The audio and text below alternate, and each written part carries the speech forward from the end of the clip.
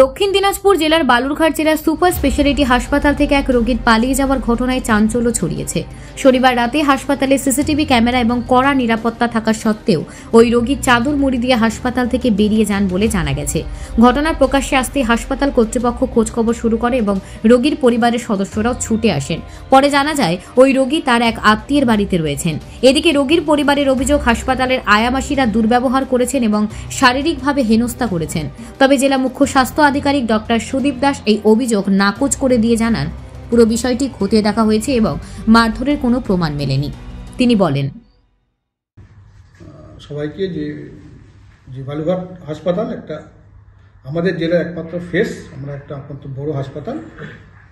কিছু মানুষজন হয়তো এই মিডিয়া নিউজের পর হয়তো ভেবেছে যে আমরা সত্যি কোনো একটা খারাপ কাজ কিছু করেছি, কিন্তু আমি আবারও দায়িত্ব নিয়ে বলছি, আমি as a team leader of the district health and family welfare সমিতি জেলা স্বাস্থ্যের টিম লিডার হিসেবে বলছি যে এরকম কোনো ঘটনা ঘটেছে বলে প্রাইমা ফেসি রিপোর্ট আমার মনে হয়নি।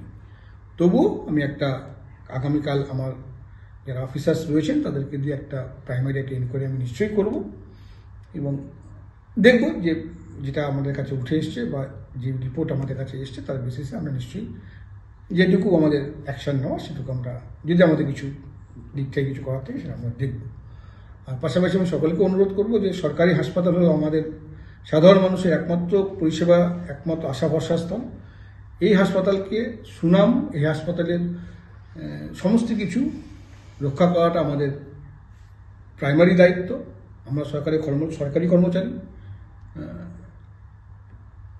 যাতে সরকার যাতে কোনোভাবে মেলাইন না হয় বা সরকারের যাতে ফেস কোনো কারণ লস না হয়, তার জন্য কিন্তু আমরা প্রতিনিয়ত আমরা চেষ্টা করছি মানুষের সঙ্গে কথা বলে, রোগীর পরিজনের সঙ্গে কথা বলে তাদের অভাব অভিযোগ মেটানো এবং প্রতিদিনই আমরা চেষ্টা করছি কিছু না কিছু করে একটা করে সার্ভিস ইনক্রিজ করা। বালুরঘাট থেকে রিপন ভৌমিকের প্রতিবেদন, নিউজ টুডে।